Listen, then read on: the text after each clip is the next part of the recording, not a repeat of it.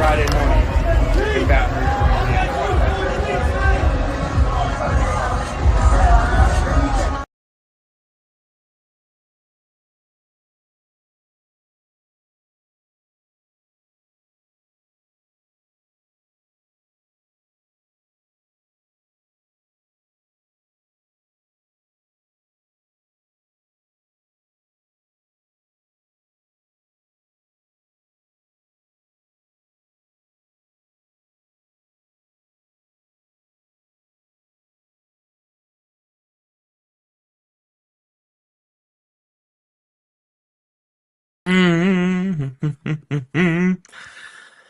What is up, everybody? Happy Monday. Monday? What am I talking about? Good God. You don't want it to be Monday, brother. This is Wednesday. Holy shit. Sorry, I was doing some type of editing on a show that was called Monday, um just a bit ago. I even retitled it later because it took until Tuesday to do that damn show. So Monday, for some weird reason, on my mind. I have no clue why, but thank God it is not Monday. It is Wednesday, and we're already halfway through with Wednesday as well. So that's just fantastic. But me starting off the show saying it is Monday, my God, how drunk are you on? What is going on here? What is this madness? But yeah, how you doing, everybody? How you doing? Lon Philip Sullivan here from LSUOdyssey.com, and I've really been enjoying um, what's been going on the last while here because it's been long overdue.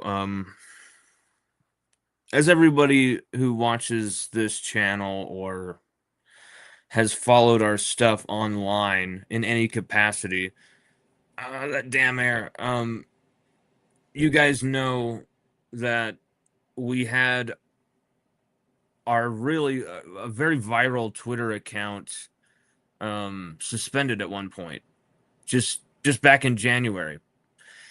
Something like that had never happened to us before. Never experienced something like that before, and I just still don't understand what happened.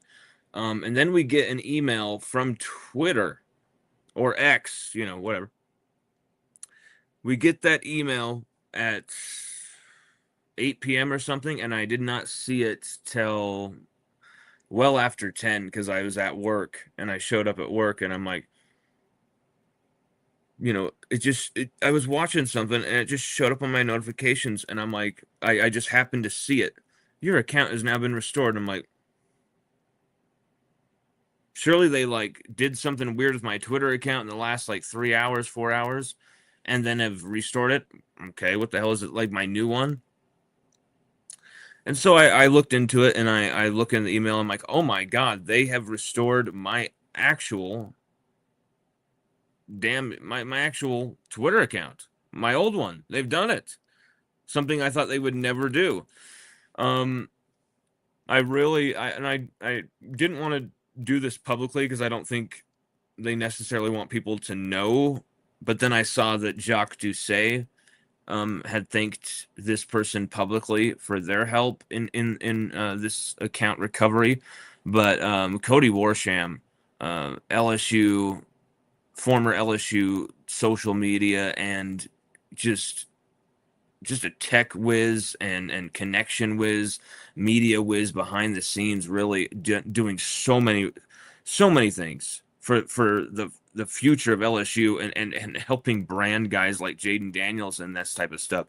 You know, it was across the board the stuff that he would do, and you all know this. What the look at the campaign that he drove to get Jaden Daniels the Heisman, just that alone.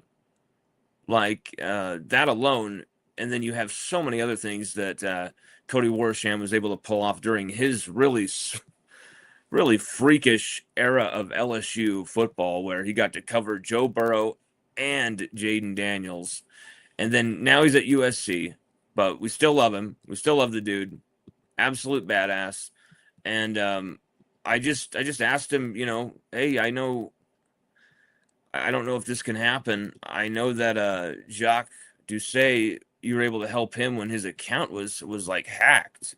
Like Jacques wasn't suspended. His account was like hacked into and stolen from him. It was absolutely nuts. And okay, then that's happened, but then X should be helping Jacques recover that account fairly quickly, right? With like thousands of people, very established people, not just every fan in the universe, but established people saying, tagging X and Elon saying, "Yo, this is not the actual account." And you'd think even if Elon will never see that, he's tagged in so many things, he'll never see it. You'd think even if you worked for X, you'd go, shit, what if he does see it? We've got to right this wrong. This is obviously a esteemed reporter. Give him his account back. No. That didn't happen. It took until Jacques was able to get in contact with Cody Warsham, and then it worked. And then he got his account back. And so I took a shot. I got Cody's number. I know him not well or anything, but I've been talking to him, asking his advice or insight since 2019. We did an interview with him on this show back then in right in the middle of the pandemic, summer of 2020. And so there's a lot of different backgrounds between myself and Cody, but I just kind of took a shot in the dark because I just believed in really like getting the account back. I thought it was a very important thing to do, even though we were growing the new one back fairly quickly. It was just a daunting task with the two children, the way things are set up right now. And it seemed like I had earned the kind of the status that account and the visibility that account had earned, and I felt like, oh whoa, we've spent almost a decade grinding at this, and you're gonna try and take this away from me for maybe liking a political post or anything. Someone said that I ranted about a certain foreign country, one of my good buddies, but I think they were kind of more joking with me. But really, I looked at it. We had never. I looked into it. We had never posted like huge political opinions unless sometimes they had to deal with sports, and then we kind of dipped our toes in those waters. Unless those worlds cross, we hardly ever do it. And even if it, like, say the Title IX stuff with LSU, we're not going to cover that from like a political, like, if it's a woman who's told you the story, believe them no matter what type of viewpoint, like feminism, or hey, women are all liars, like neither of that angle. Like, we never come at these things from like a political lens. It's just we try and just give you guys the real damn truth. And we believe deeply in that, because there's times that I've seen people kind of deny things to themselves, reality to themselves, and get into a very dark place, and or being paid to kind of lead people into a completely infactual new reality that doesn't quite jibe with the actual reality. That's the type of kind of new media landscape we are in, sadly. But I will tell you this: no matter how well funded or not funded we are, we will always just give it to you straight, because why the hell?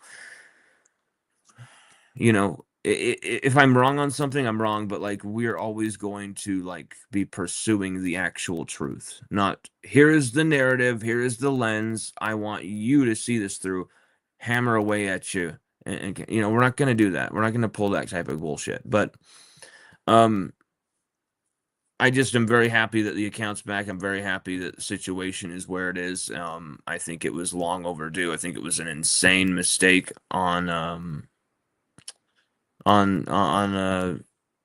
X's part, but you know what?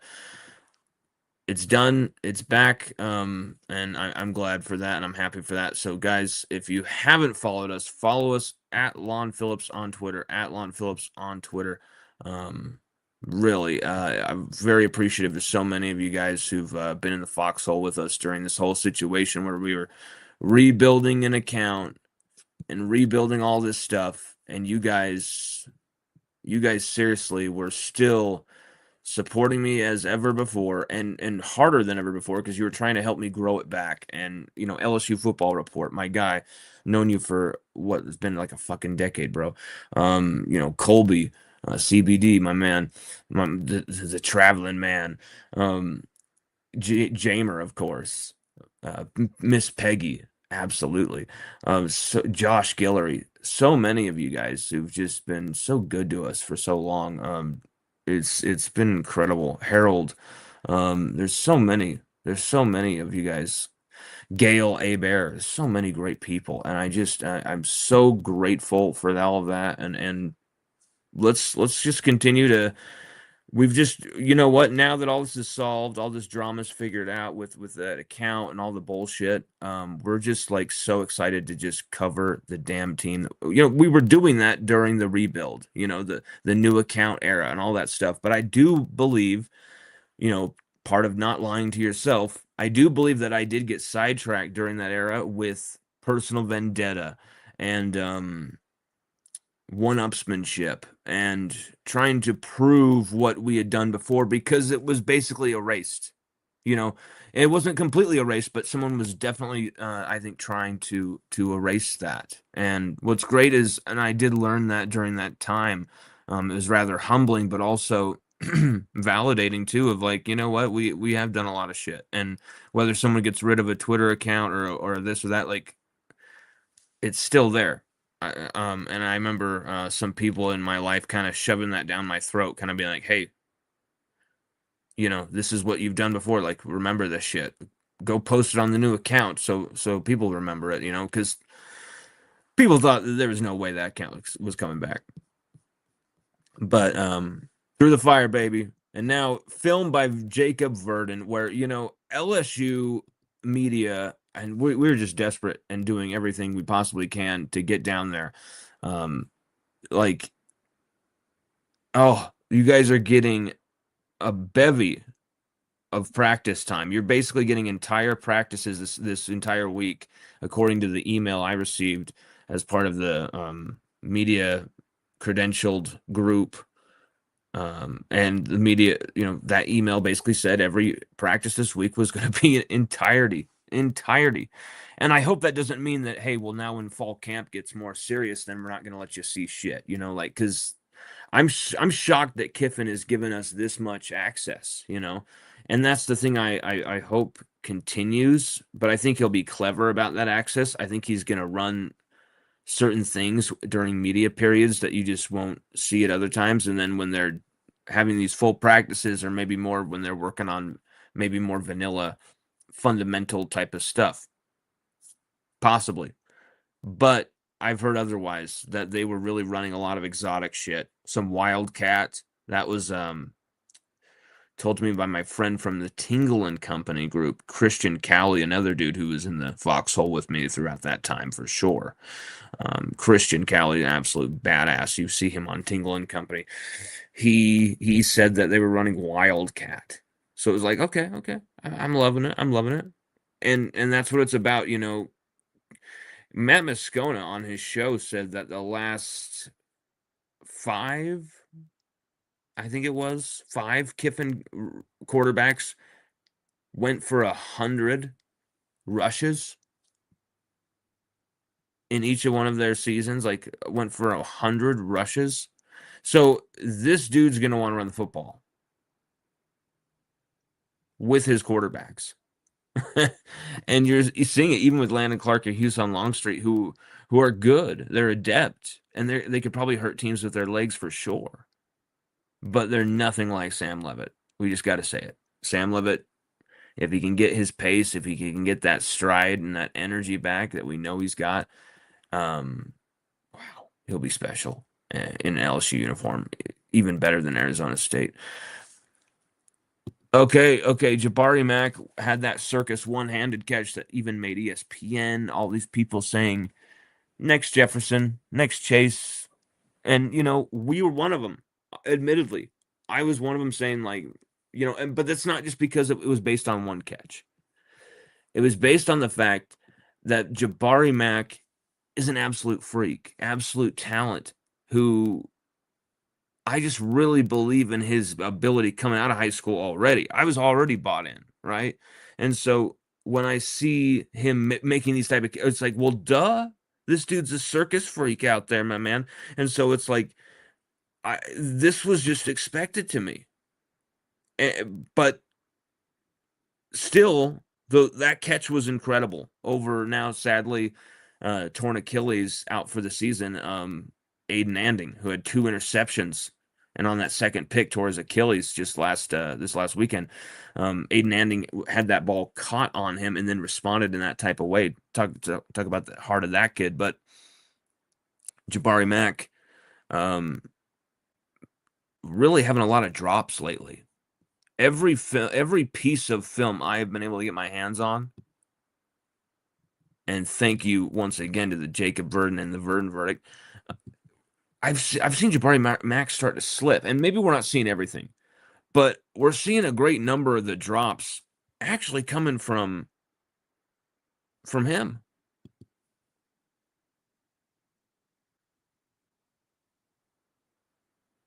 I mean, that's just let's see here again. I mean, the pass is kind of like bad. It's kind of up, but I mean, like you gotta. That's just a bad throw and a bad receiver type of combination there. That's just gross. It's just not good enough. There we go. Philip Wright. Philip Wright the third has watch this, okay? This ball isn't exactly like pristine perfect, but it still hits him somewhat in stride. However, Philip Wright the third has to slow down a bit, right? You can see that there and make the play. Malik Elzy there looking just lengthy, like an absolute predator. Like, man. And there's Tyree Holloway. Who is it? 85? I'm trying to remember who the hell 85 was. Winnie Watkins, man, he has had himself a hell of a spring, whereas a lot of people were talking about other players. He had himself a hell of a spring. Josh Jackson is number 85. Josh Jackson. Another just 6'2", 199. Like, guys, so much more length than LSU's had at receiver in a while from like a lot of different guys. Not just the Roman Mothersheds, who I've nicknamed the Mothership. Not just guys like that, but like across the freaking board, man. Like it, and even a guy like Winnie Watkins, smaller of frame. There's Josh Jackson, smaller of frame. That is exactly the profile. Jace Brown, you saw over there, number 1, the smaller of frame, because that's what we want him to do. That's what his skill set, lower to the ground, kind of this low center of gravity type of swiveling hips and punishing hits. Like there's something about an early Ducey or a Percy Harvin type of player that can just absolutely destroy an Alvin Kamara, these type of nifty dual threat running backs who just absolutely attack you out of the backfield, can do it all.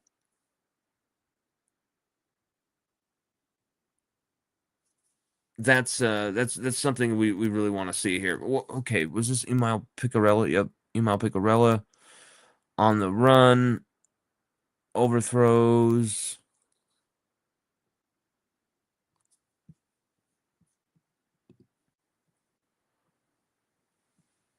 There's no list for who 89 is.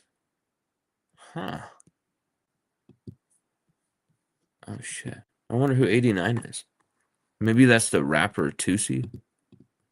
I don't know. I honestly don't know what the hell that Tusi thing is. I don't.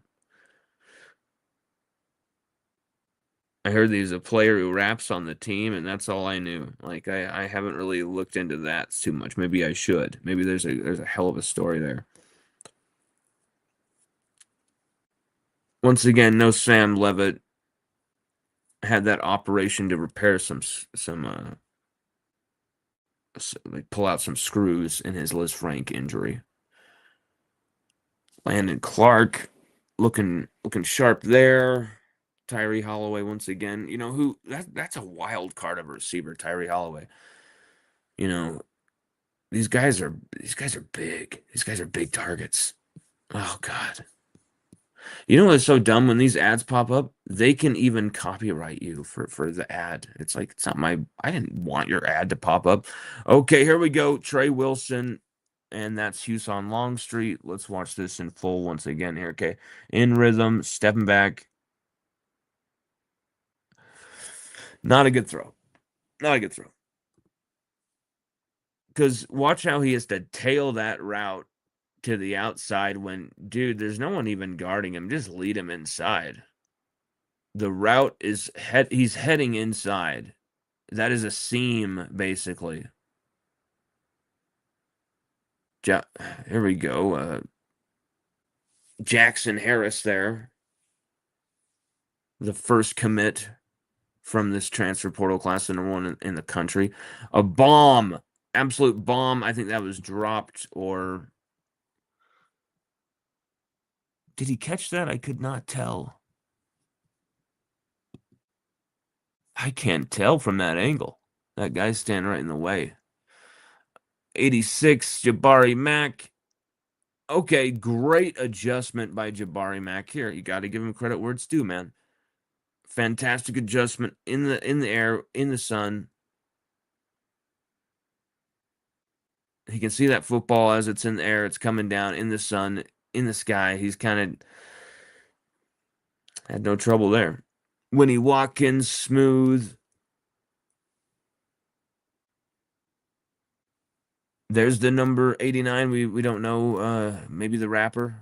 He's not listed on, at least at the roster I'm looking up right now, but we could probably look him up right now and figure out who the hell it is. Ooh.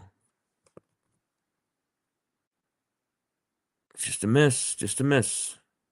You know, Landon Clark, for his incredible arm talent, he does have these misses. He does have this. Sam Levitt out there. We've got Sam Levitt out there, baby. Okay. Malik Elzy, baby. Houston Longstreet airing it out like an absolute sultan here, man. Oh my God, that's beautiful.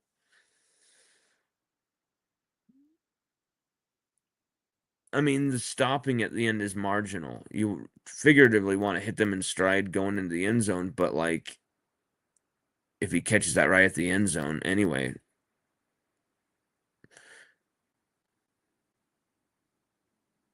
Oh man, that was beautiful. Ooh. Oh man. You thought he was gonna have that right there at the end there.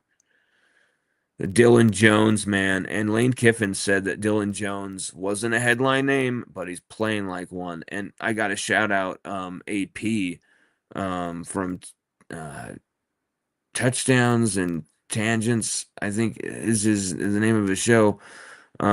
He was really cool to have us on as a guest a few times at least, and we had him on our show as well. But he was the one who first really said, "Hey, Dylan Jones is going to be a great player, in my opinion. Like, watch out for him." And so, got to give credit where it's due. And he's been right because now Kiffin's echoing those words. Dylan Jones just looks the part, and it looks like a great thunder and lightning combination. I mean, the dude went to Wisconsin for a few seasons, so like, went to Wisconsin, recruited by Wisconsin. They want a smash mouth running back, right? And here in the Kiffin offense, under Lane Kiffin, maybe he can learn a bit of the finesse side of the game. And he's gonna have to run it. Okay. Ooh, these little kind of I like those little bubble.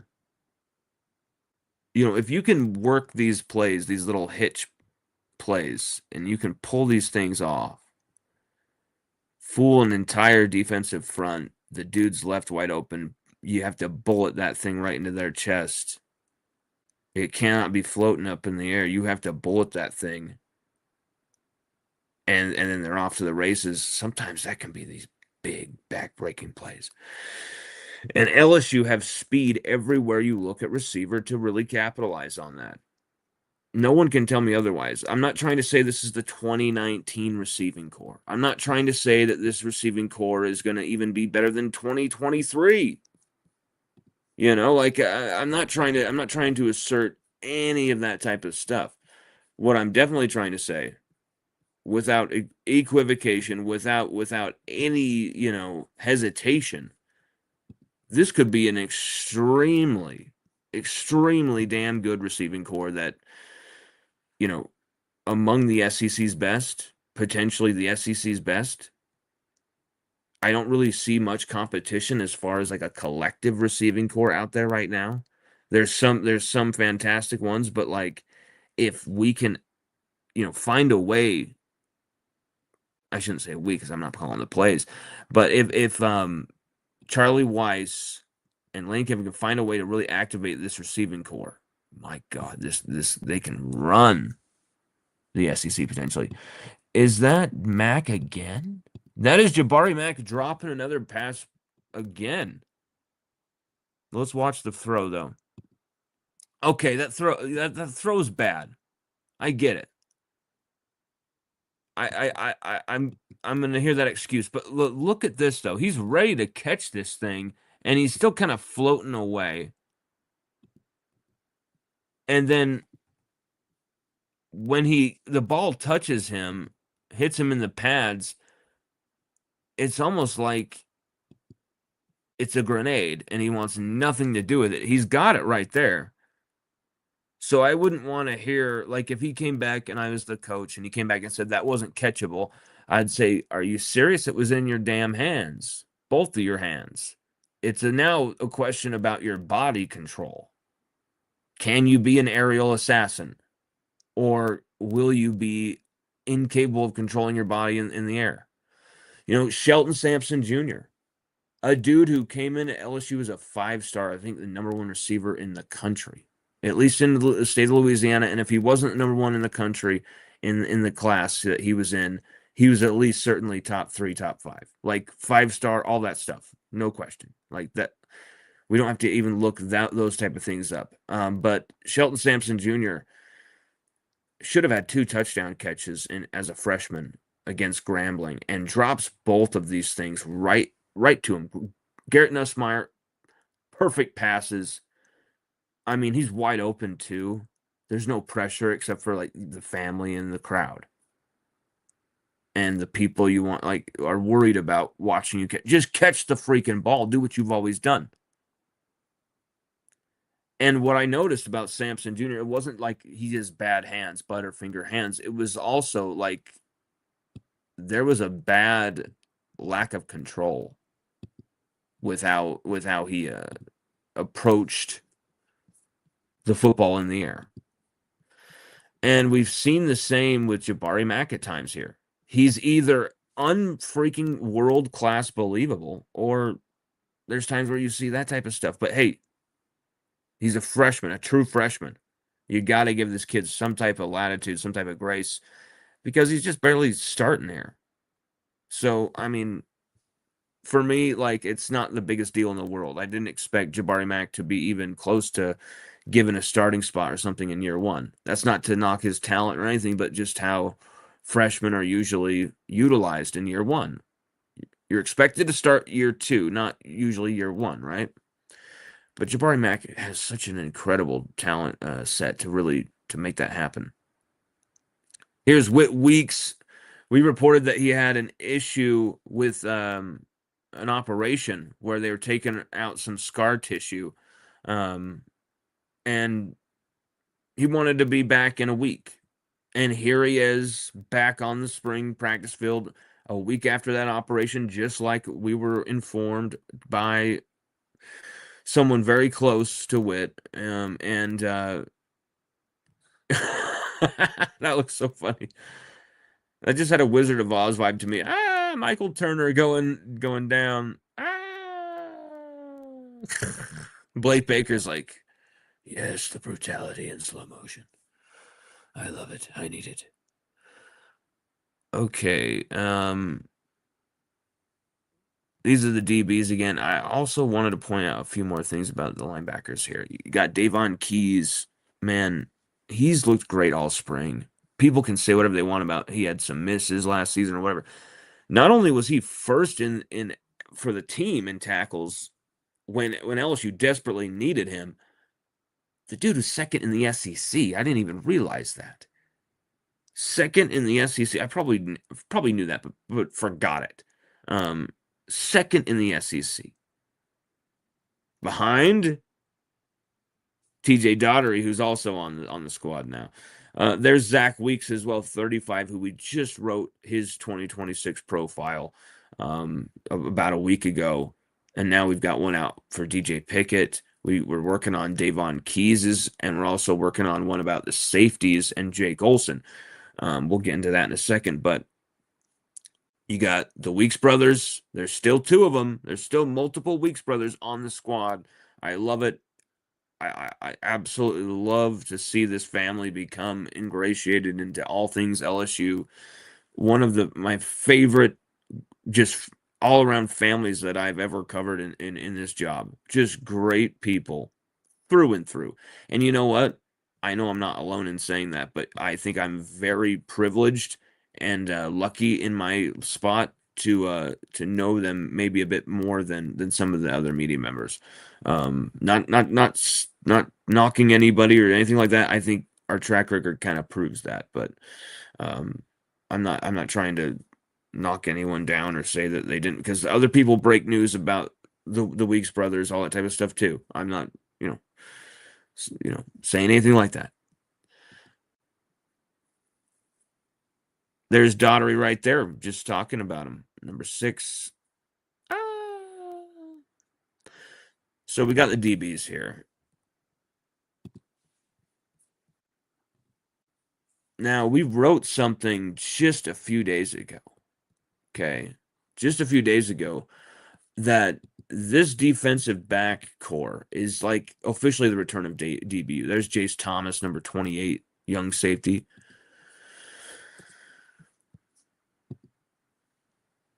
Traylon James, cornerback, number 30, getting tackled here. We'll have to see who the hell this is tackling him. That is someone number 30 something. 34. Oh, yeah. It's the white shadow safety. I love it. Mason Dossett.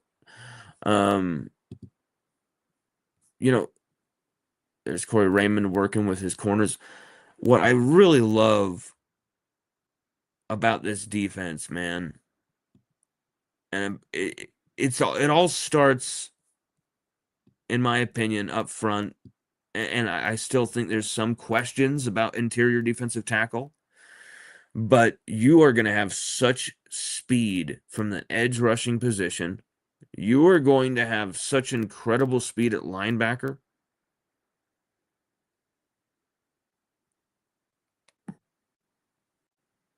And at safety, star, corner, even, you've got length, size, strength, and most of all, speed. Speed, speed, speed to cruise control. Isn't that the one where they're on like a cruise or something and he can't stop the boat? Like, I'm a bad guy thinking of the same plot that failed in the end, but we'll do it anyway. In tribute to Dennis Hopper. Like, that movie's plot is nuts. Who would do such a mad thing? Have a margarita and chill out on a cruise, bro. There you got Jakeem Jackson, number 8.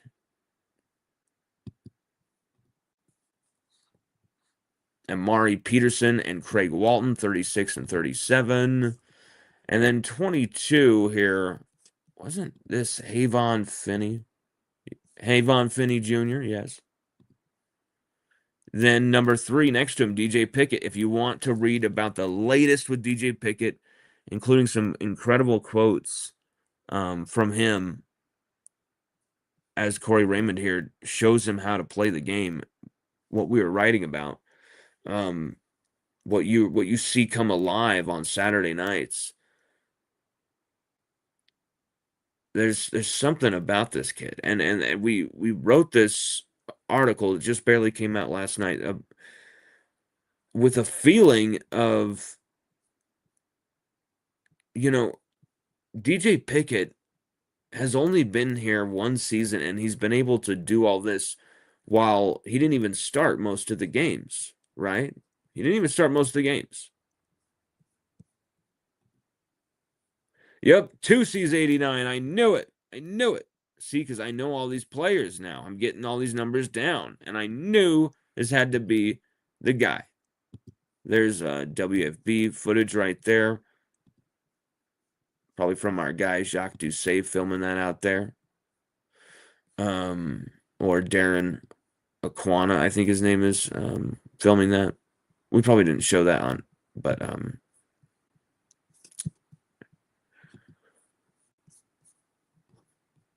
DJ Pickett, man. I just there's something about the way he carries himself as a DBU dominator that just tells me this dude has what it takes to really go to that next level as a player. To really go to that next level. Whereas, like, yes, you saw him end the season in probably the worst way possible. He started the game and got kind of picked on a bit by Houston for 2 touchdowns. But those are the only 2 catches he allowed in the entire game. And he never allowed more than 2 catches in any game all season. Incredible for a freshman who played 304 coverage snaps, 37 tackles, 3 interceptions, 3 tackles for loss? What? 3 TFLs? This dude is literally got a sack as a freshman? Oh, hell yeah. He had a chance to get 3 or 4 sacks. Actually, they had him blitzing off the edge.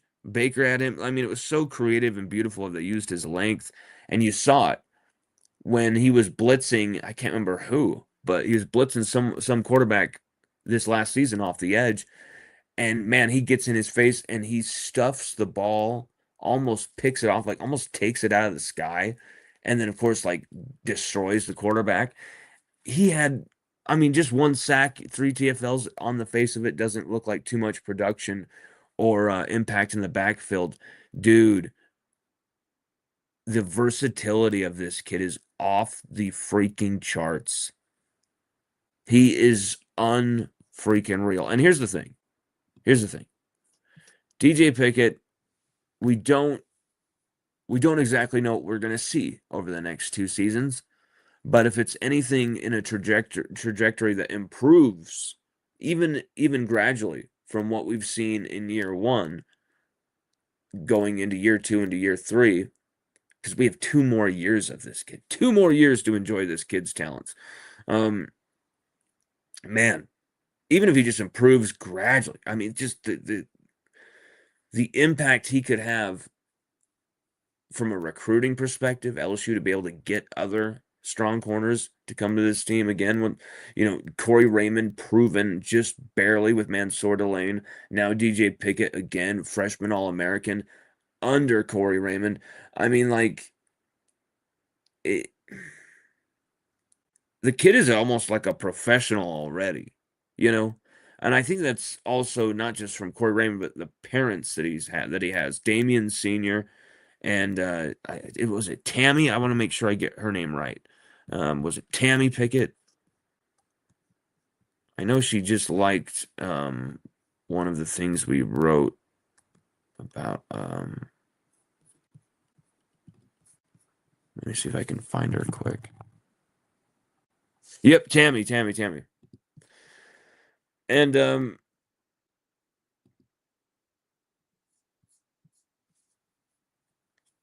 really shocked when I look at this team and you think of guys like even Weston Davis. Like Weston Davis, man. This dude was one of the most maligned, most absolutely like hated Tigers last season. I mean, Weston Davis, the amount of plays he gave up, the amount of like sacks, pressures, big time hits on Garrett Nussmeier that came from Weston Davis's side, almost incalculable, right? Like, just, I mean, DJ Chester and him both, Paul Mubanga, so bad, god awful. But what's crazy to me, what's absolutely wild, and something I can't really reconcile with, make sense of, is the fact that not only did Weston Davis stay at LSU, Weston Davis is thriving now under a new offensive line coach who did not recruit him to the school he stayed at.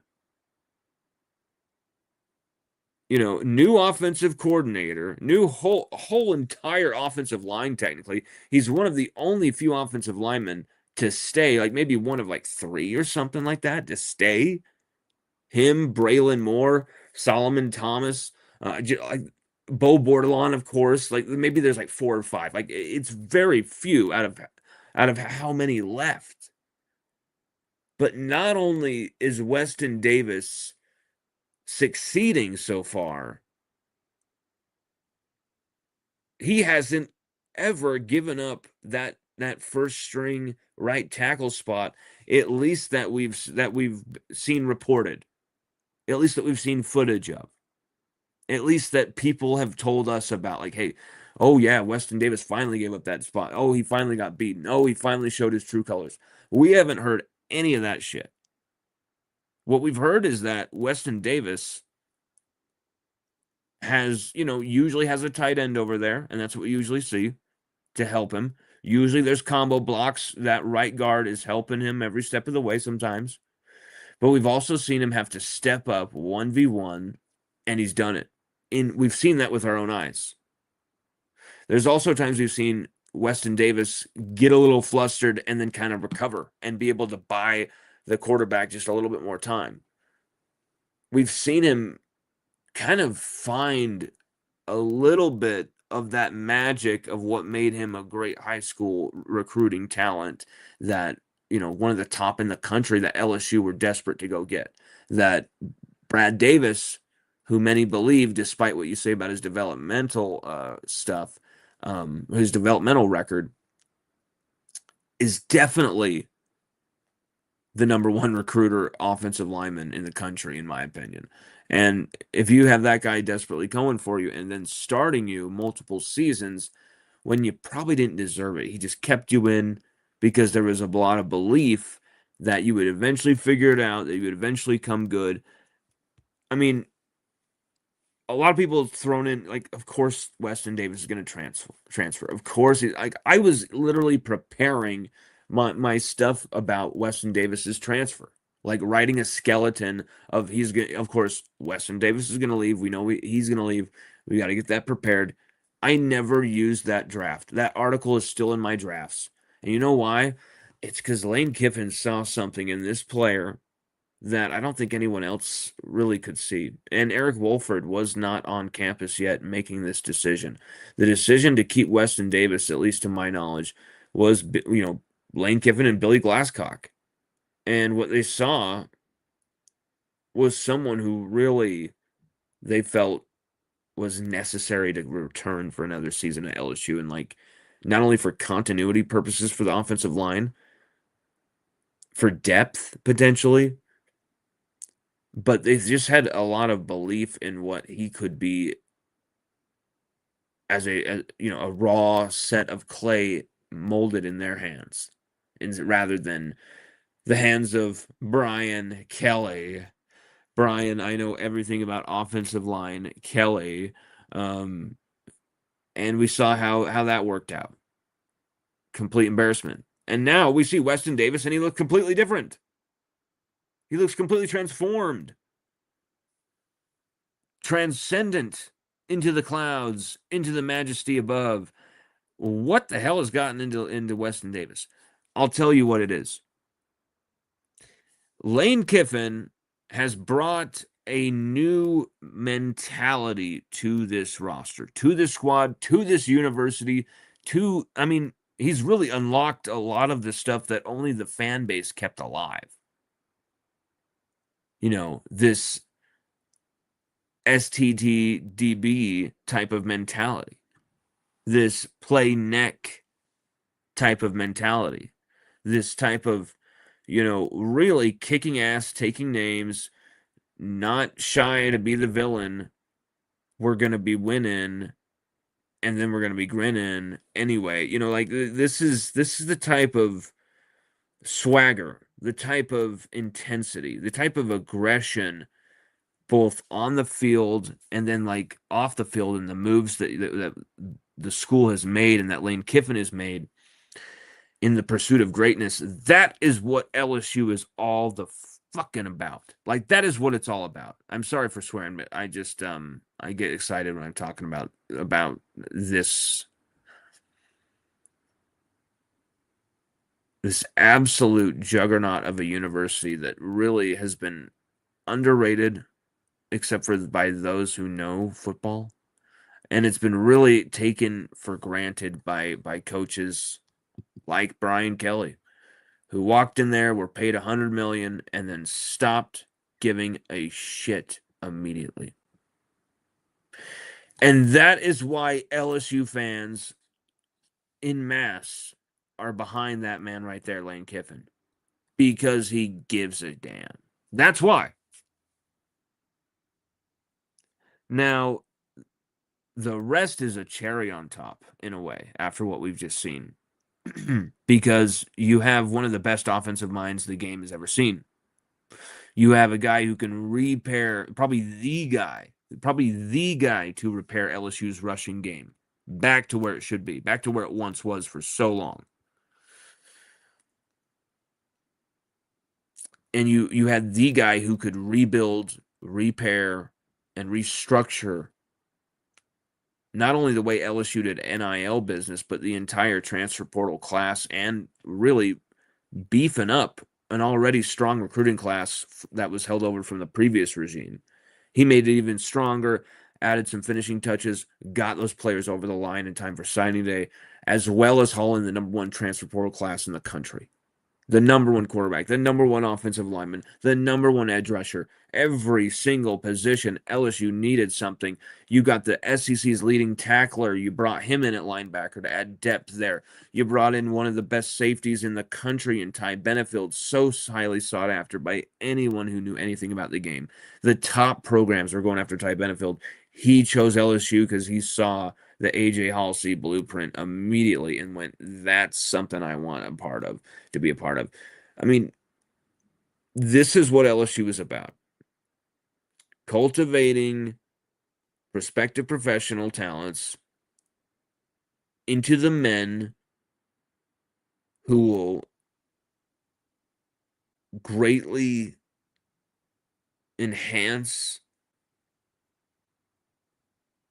and really kind of a seal in being iconic the family names that are on the back of their jersey.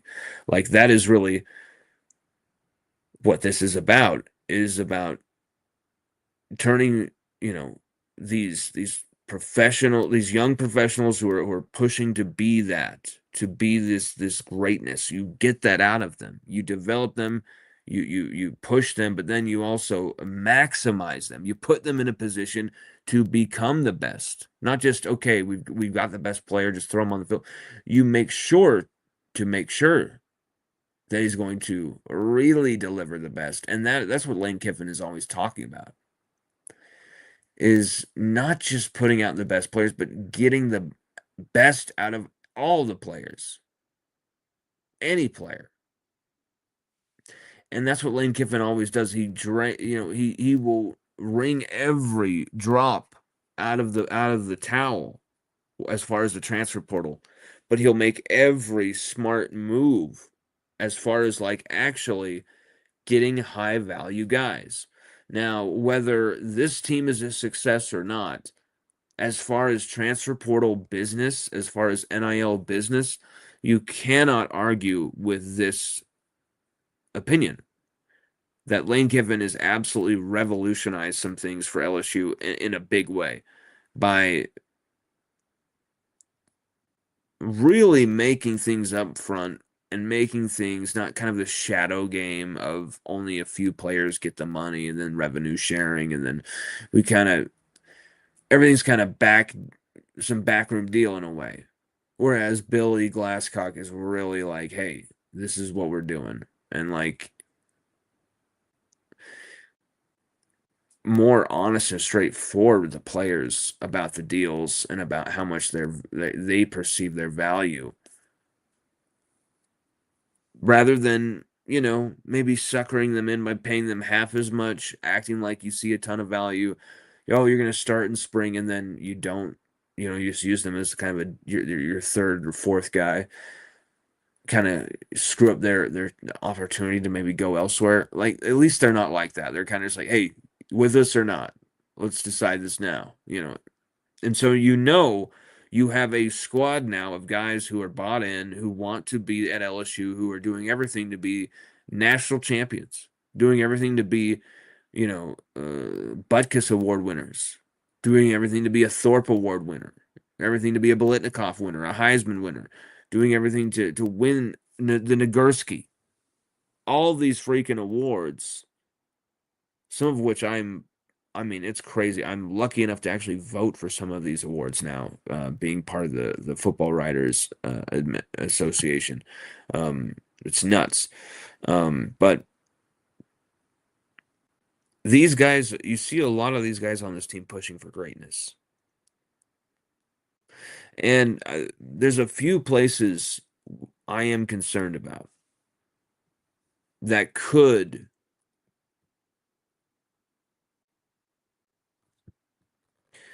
I don't know how to explain it. Maybe could not derail the season or something, but like it could blight the season, you know. And I think you've got to watch out for injuries. It's the injuries are starting to pile up.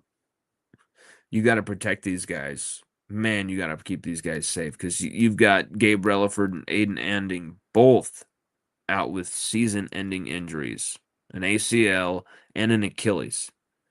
And here's the thing that sucks. That's just the truth.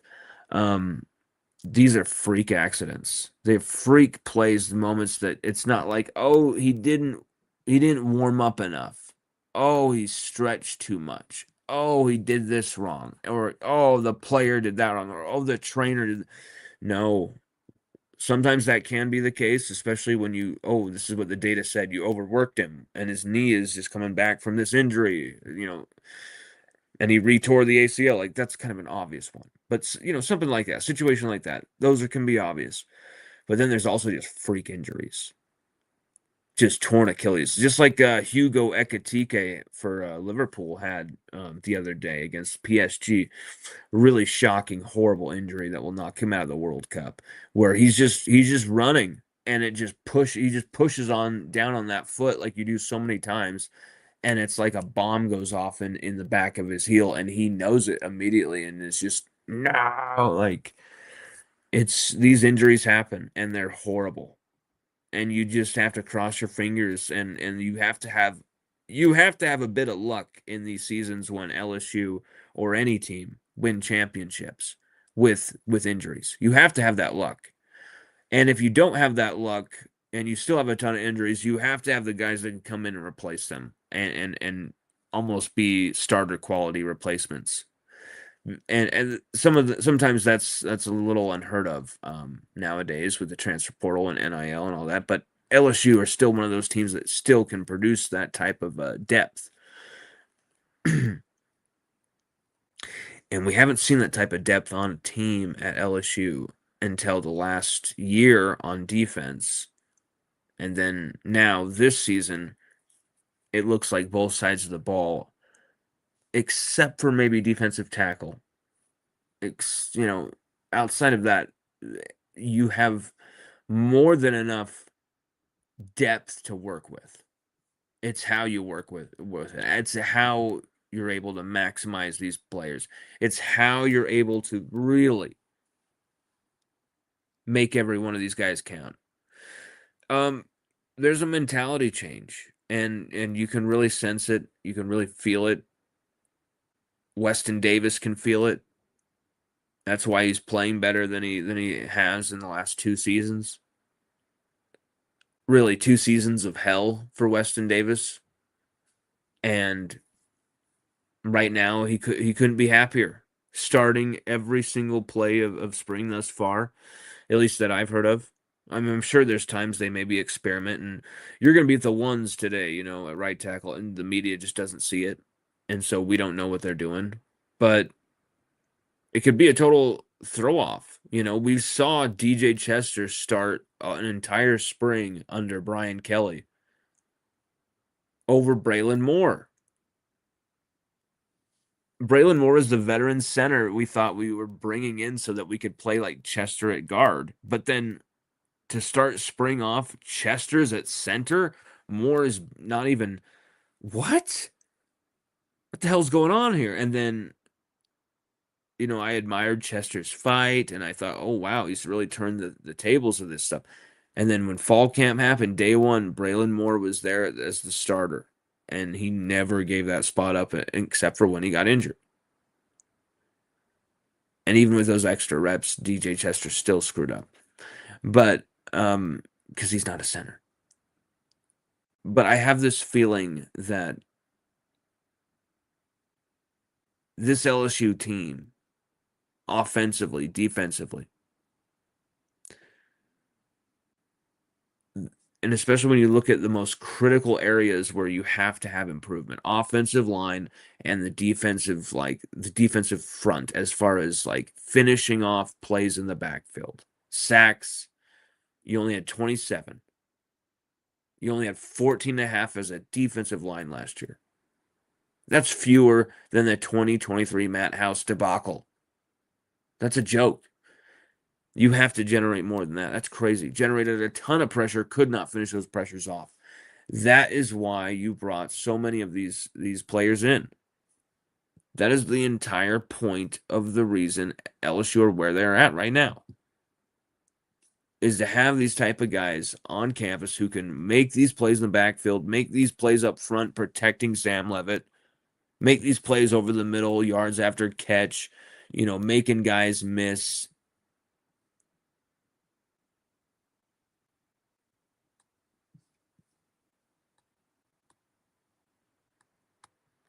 I have a lot of faith in what this staff can produce.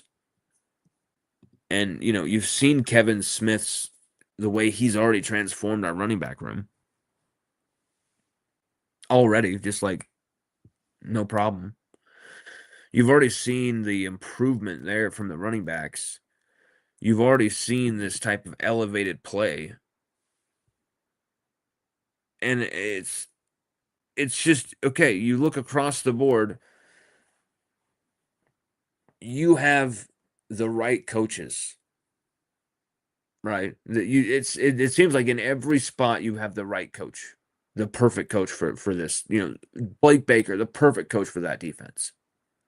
And I'm so excited for this season with him coaching the defense for year 3 and year 4 overall at LSU, but year 3 is DC.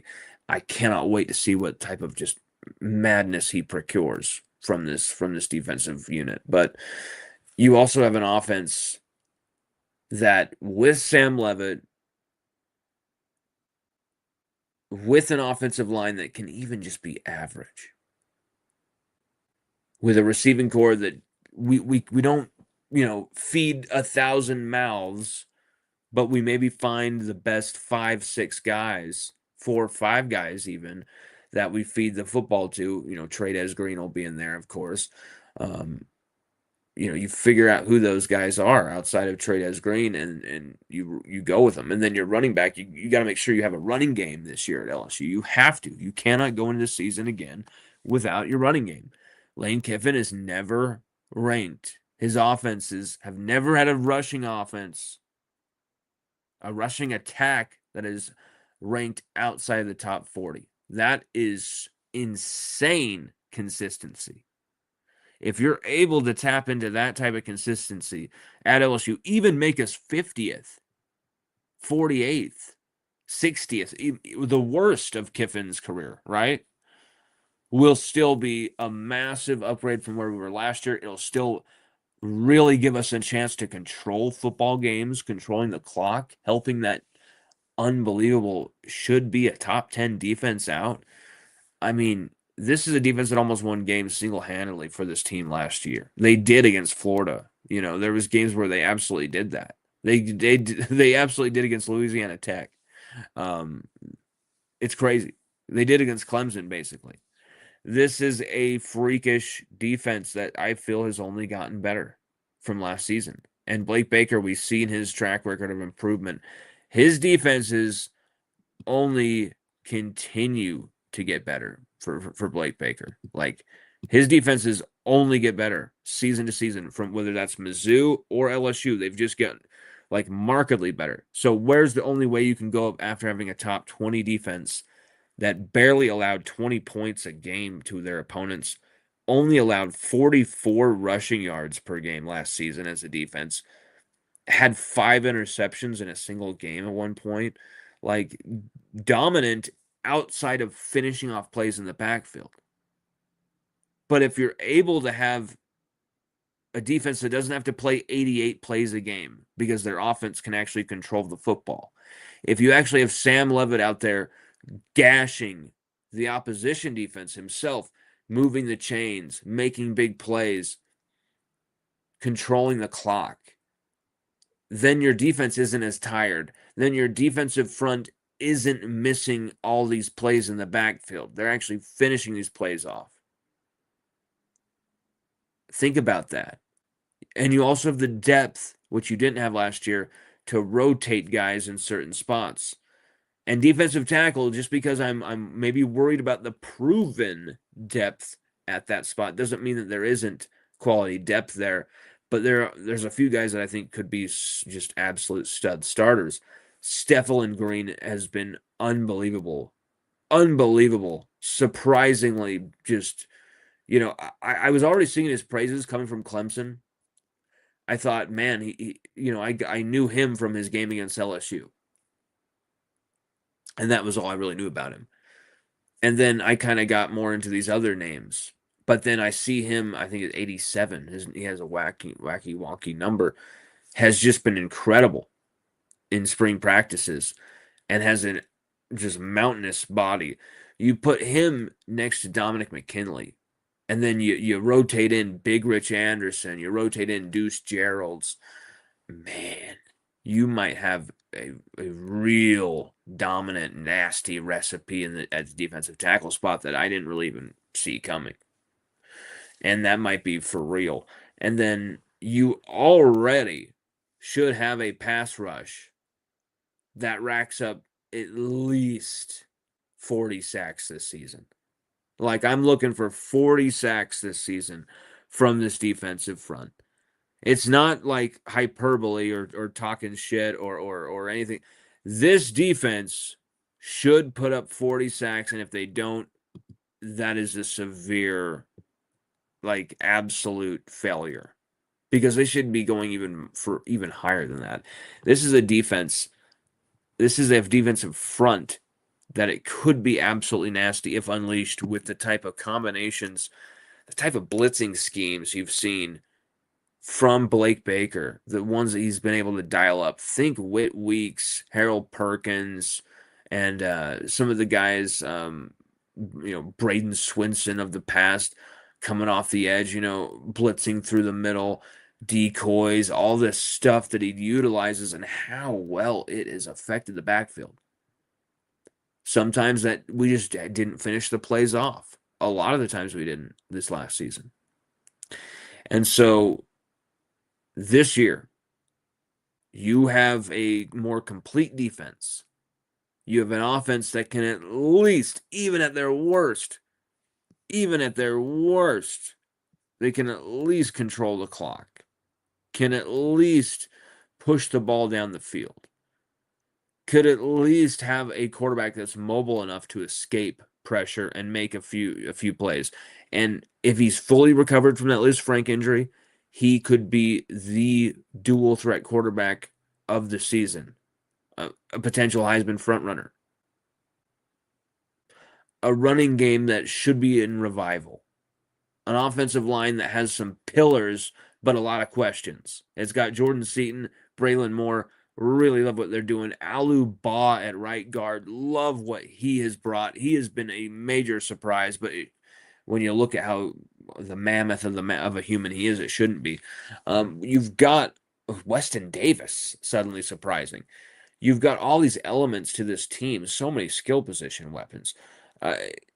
This is a team that really has a pick of the litter when it comes to talents that could play in this across this season that could go to up to 17 games. You're going to need everybody. You're going to need all hands on deck, and you've got the depth to do it this season. I firmly believe that against last season and even in 2023. And you should have won a national title in 2023. You really should have. If Matt House continues to start Whit Weeks as a freshman, which was unleashing the defense, we were undefeated when Whit Weeks started games in 2023. If you kept him at linebacker and you just get a couple more plays, Mekhi Wingo doesn't get injured before the Alabama game, before the A&M game, this type of stuff doesn't happen, man. Who knows what that season could have been if you just get a few stops from your defense every game. Just give Jaden Daniels and company 2 or 3 stops. LSU would have been in the playoff and would have been absolutely nuking Michigan. Probably shouldn't say the word nuking in jest because that might offend a few people. It's been a little wild in the world lately, hasn't it? Jamer says, Lawner, sorry, I'm missing this. We were out having dinner. Go Tigers. Jamer, it's all good. Live your life. Have fun. This show will be there for you when you need it. That's the great thing about what we do and LSUODYSSEY.COM and the site and how things are set up. The YouTube, everything. If you want it, it's going to be there. So whenever you're done, whenever you want it, it's there, Jamer. Well, you know that. Jamer is a great friend of ours. Has always been with us in the best of times, worst of times, in between. I mean, love that lady. And here's the thing. She has waited long and hard for the time period that she's in right now. I won't reveal what that is, but her life is going the way it should be going, and she's kind of had to struggle and fight through some stuff to get to this level, to get to this point. And I'm just so happy for her, and her family, and I won't get into it, it's personal stuff, but just know Jamer she has battled hard and has really been an incredible friend, and we absolutely love her. So, Jamer, never apologize. You know that you never have to do that to me. You never have to apologize for a damn thing. You are absolutely a special person in my life. You've always supported everything we do. You never have to apologize, Jamer. Another guy who never has to apologize, Louis Corona. Sweet Louis Corona. Dude, you always have supported us since, it's been 2019, 2020, maybe. I can't even, it's been forever. And I just want to say we absolutely love and appreciate you, brother. We really thank you for all of the support and belief, and the fact that you have chosen us out of all the other options you could have to cover LSU. You've chosen us. It blows my mind, and it makes me feel really proud to do what I do and to try and do it the best that I can for people like you, because I know, Lewis is going to be looking at this. You can't screw this up. Lewis is going to be like, he's slipping. I never want that feeling to be there. I always want you to know that we're trying to push this to get even better at this, to try and make it the best that we possibly can for you guys, because I've said it before and I say it again. LSU is the number one fan base in America. And the number one fan base in America deserves the number one coverage of their teams in America. And I think when you look at LSU in their media room and how many fantastic quality members of the media that we have, so many fantastic people who've covered LSU in depth, in detail over the years. I am just proud and happy to even just be at the table. I'm even just just to be invited to the show. Like, it's incredible. And we hope we can get down there. We're desperate to get down there. If you want to help us be able to get down there and cover the end of spring, visit LSUODYSSEY.com, subscribe. It is basically just a Patreon thing. You're just going to be helping us be able to pay the fees of a StreamYard. I mean, StreamYard costs like $50 a month now at this point. It could cost $90 if you want me to get it to look nicer and have a little bit more features. The Wix website costs about $700 for like a 2-year stretch. This stuff costs a lot of money, what we're trying to do, and we're trying to elevate this. And so if you guys want to help us be able to not only do this at the best level, if you want to help us do this full time even, which we would love to do, and if you thought you understood how we covered LSU, you have no idea until you see us do this 24/7, which we already do, really. Like honestly, we already do 24/7, but to not have another job to distract or anything like that, like, if you want to see that, help us. Visit LSUOdyssey.com, subscribe, follow us on X at LSU Odyssey, but also our Twitter account has been fixed now, so we can also just put in our old one. Follow us at Lon Phillips, because really that's the main one. And then on Instagram, which we're also showing live, Lon Phillip, we're also showing live right now on Instagram. We're live right now on Instagram as I speak. So we're live on X, on Instagram, we're live on Facebook, and we're live on YouTube, and we're live on LSUOdyssey.com, where the main video is put, the main hub.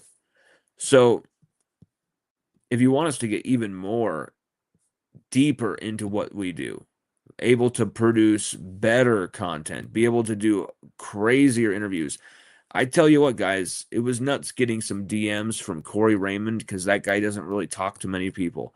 That blew my freaking mind. I've met him before. I've spoken with him before, but the type of insight he supplied and the type of character he displayed, holy crap. No wonder that guy is great at what he does. And I just want to gravitate towards people like that. And I want to be like that myself. I want to be that example for my boy, for my little girl. Like, this is what you do, and this is how you do it. And maybe my earlier exploits won't be maybe on the highlight reel, but I think there will be lessons I've learned and mistakes I've made over that time to get to this point, where I will definitely share those with my kids. Like, holy shit. But really, it's all about hoping that, I can take my kids to Disneyland. That's what I want to do. I want to be able to cover sports at such a high level that I can take my kids to Disneyland. That's it. And go down to Louisiana and cover this team as much as possible. And hell, hopefully, if I had the money right now, I would do this. If I had the money right now, I would legitimately buy a house in Louisiana as well, or rent a place like an Airbnb and live there like 5 months out of the year or something like that. Absolutely would do that in an instant. We've done that for a few times, weeks at a time, days at a time, and it's been a blast. And it's in my veins. And so we will be back there soon. But if you want to help us, and it seems like momentum is really, you can feel it, baby. And I know you can feel it too. And if you can feel that momentum and you really want to help, maybe you don't appreciate some of the other coverage of this team. Maybe you feel like that other coverage has said, shut up, you have a different opinion than mine. How dare you? Maybe you felt like that other coverage of the team gate kept you or didn't allow you in, paywalls, all that type of stuff. Not knocking on anybody, but just LSU Odyssey might be your place because we are a real dude who's going to tell you what we really think, and we have a real dream that we're really pushing for, and a real family that we really want to elevate, and we want to do this to the best of our abilities, and really drive this home that LSU is just different, and that's what we want to. We want to show that. Just saying it is one thing. We have always wanted to make it our duty, our goal to show you, to display to you why it is. There's a lot of times when we first started out, I would be shocked. Oh, wow, Louisiana people don't know this, or Louisiana people didn't know that this guy was still doing that, or oh, Louisiana people hadn't heard this guy talk in 10 years. He lives in Louisiana. What's going on? Like there was a few things I was kind of like, what? Whoa. That's how many great football players come out of the state of Louisiana. Not just to go to LSU. I mean, look at the guys who didn't go to LSU, who came out of the state of Louisiana. Peyton Manning, Eli Manning, oh my God, Terry Bradshaw, Reggie Wayne, Warwick Dunn, Aeneas Williams. I mean, my God, the amount of Archie Manning as well. The amount of, or did Archie grow up in Louisiana? Maybe, no, I don't think Archie did. Take that back. Sorry. The list is outrageous. And we actually did do an article on that back in the day. If you want to check that out, we'll put that in the comment section. We did an article of the best players that didn't play at LSU.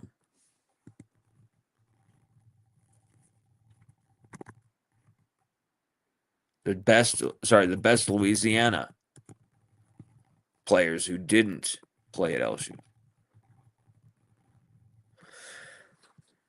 7 greatest players from Louisiana who didn't play for LSU. Yep, here we go.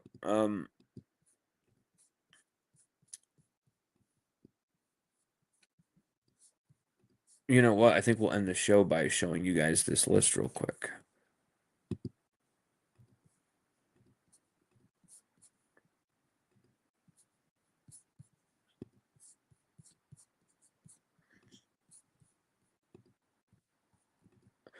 Seven greatest players. Oh, I hope I didn't screw this up. Look, 7, Aeneas Williams. Remember what he did to Steve Young?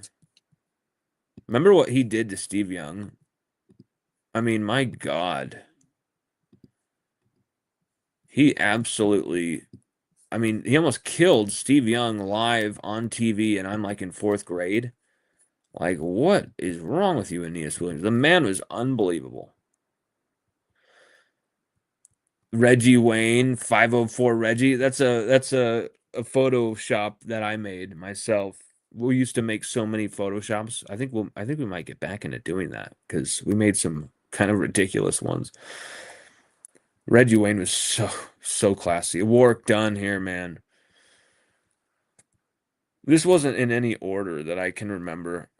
Usually when I do some of these lists, they're not in order. Ed Reed should have been the first name off my tongue. My God, what a player!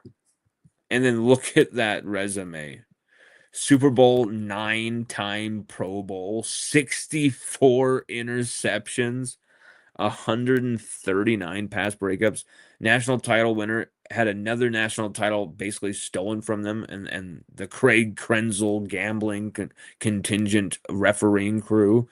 Wow. Could have been a Tiger. That's a good one. Oh man, this okay. Wow, I didn't know I wrote that much about Ed Reed, but man, you put Ed Reed in front of me. I'm probably gonna write a lot about him because I just fucking love Ed Reed. That play where Ed Reed, oh my God, that play's outrageous. Terry Bradshaw, I mean, you got to have him. 4 Super Bowls. Marshall Falk, and he never lost a Super Bowl. Marshall Falk, absolutely. I mean, guys, behind, just barely behind Kevin Falk, Marshall Falk, one of my favorite players ever. Ever. I was obsessed with watching Marshall Falk play football. He was something else. Peyton Manning, I shouldn't have put Peyton Manning 1. I should have put Marshall Falk number 1. But it's only because of Peyton Manning's like pedigree and bullshit and all that stuff. And see, we've got little stories in here about why they didn't go to LSU and stuff like that. So we'll we'll put um we'll put that article. Actually, you know what? We should repost that again. We'll just repost it on Twitter and other stuff, because there's times we've realized people maybe didn't read stuff or see the stuff that we did before, and then we post it again, and people get interested into it. Sometimes you just never know what might grab you at what time. Everybody, absolutely love talking with you all. And you have a great rest of your night, and go Tigers, baby. Check out all of our latest stuff. We've got Harsh Truths and Football Erotica.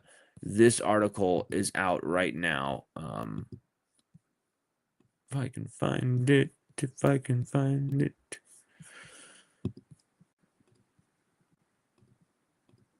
We've got this article out right now. This Harsh Truths. It's basically like a shoot. It's basically like a how do we say it? It's basically a kind of halfway through spring kind of where LSU might be at. And we talk offense, we talk O-line, we talk Blake Baker's defense, we talk DBU, we talk about injuries, talk about Kevin Smith's running back room. So much in there. Definitely check it out. I really, really would appreciate you guys liking, subscribing, checking all that stuff out. Your support of what we've done is so freaking appreciated. I can't even express it. And seriously, just so much gratitude and just love for what you guys have been able to really help support us to do. You know, like you guys, without having the most loyal, diehard, and dedicated fan base in the country to write for, I mean, it's so motivating when you guys are really as invested as you guys are 24/7. It makes someone like me just feel like I've got to produce the best, produce the goods, deliver the goods every time. And when I don't, man, I feel it. And I have a very big feeling of a nagging feeling of you got to make up for it. Everybody, thank you so much. Thank you so much for hanging out with us for the last 90 minutes. It's been a big blast to be back in our original account and everything. So thank you guys so much for hanging out with us. We love all you, even the detractors, even the haters. You guys serve an amazing purpose hating us. It is so good.